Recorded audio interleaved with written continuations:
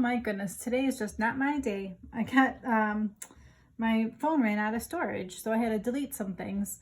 And before I deleted, I kept on going with my notes. So let me just recap where I left off. Last part of the video, we had the foci that I just calculated. So after that, I figured out the length of the transverse axes. That's from one vertex to the other vertex, and that was 4 units wide. Then I had the length of the conjugate axes was 6, because I counted from left to right was 6. The length of the LR is the formula 2b squared over a, which turns out to be 9. The eccentricity was c over a, and I was getting to domain and range. But let me go back to how to graph this, because I have quite a bit graphed on here, and in the last segment of the video, I didn't have any of this. What I did was I connected and made a fundamental rectangle that went through my vertices and my conjugate axes. So that's what I've got, this dotted rectangle here. Then I made, with my straight edge, so I had my ruler handy, an asymptote.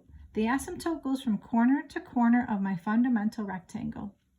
So I did that on either side, corner to corner. So pause the video if you need to draw your asymptotes. Then, because my LR was 9 units wide, that told me that the hyperbola had to be 9 units total.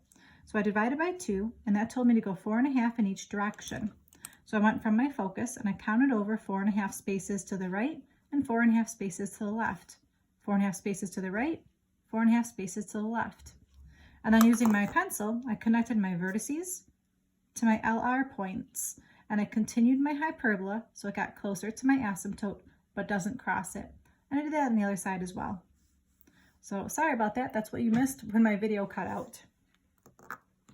Again, pause the video if you need to so you can get yourselves caught up. The range for this is pretty challenging. We want to know how low to how high the graph goes.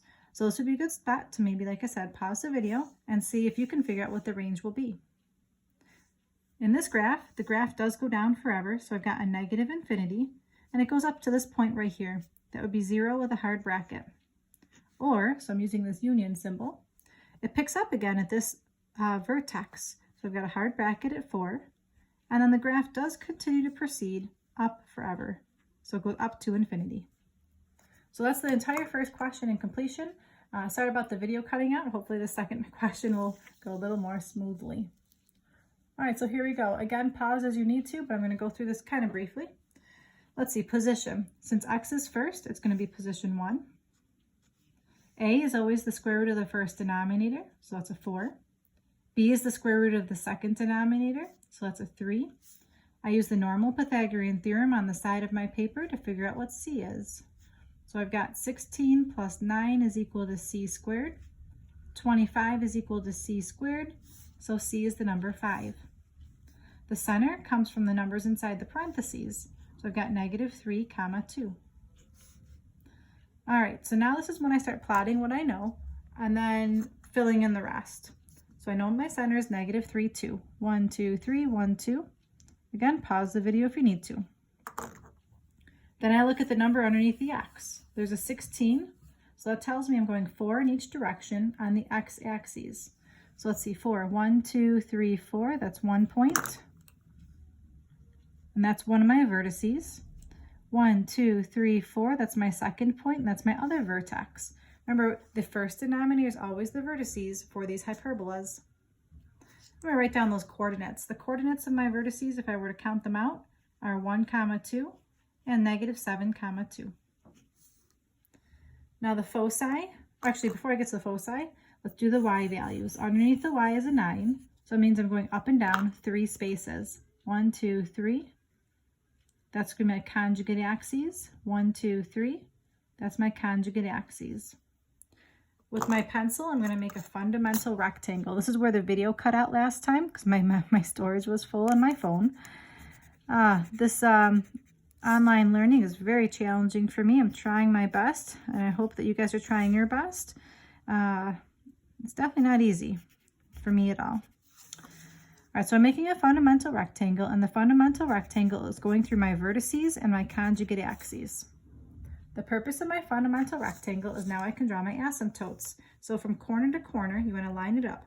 It should also go through the center. If it's not going through the center, just readjust, and with a dotted line, draw one of your asymptotes going as extending way beyond the grid if possible. I'm doing it on the other diagonal as well. So now I've got my fundamental rectangle, I've got my asymptotes, and I've got my 4 points plotted. And I'm going back to the foci. And again, pause the video if you need to get yourselves caught up. The foci is going to be C units from the center. Well, C is the number 5, so I'm counting out 5 from the center. And you got to go towards the vertices. So the vertices are this way. 1, 2, 3, 4, 5. So there's my focus. And 1, 2, 3, 4, 5. Here's my other focus. I can count those numbers and plot and write down those coordinates. Those are the coordinates -8, 2 and 2, 2. Let's see, I'm just going to finish answering these questions here. The length of the transverse axes is always going to be from vertex to vertex. So in this case, that length is 1, 2, 3, 4, 5, 6, 7, 8. The conjugate axes is the non-vertex points. So we've got 1, 2, 3, 4, 5, 6. The length of the LR is that formula, same as the ellipse formula, 2b squared over a. So we've got 2 times 3 squared over 4, which in this particular problem is 9/2. So again, what does that 9/2 tell me? That tells me that the hyperbola is a total of 9/2 units wide around the focus. So to figure out how many to go in each direction, I'm going to divide this by 2. Let's see, 9/2 is really the number 4.5. If I take 4.5 and cut it in half, that's 2.25 in each direction.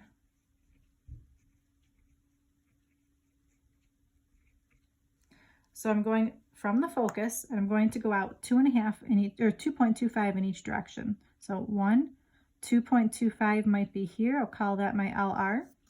1, 2.25 is here. I'll call that my other LR. And I'll do the same thing on this other focus. 1, 2.25 is here, and 1, 2.25 is here.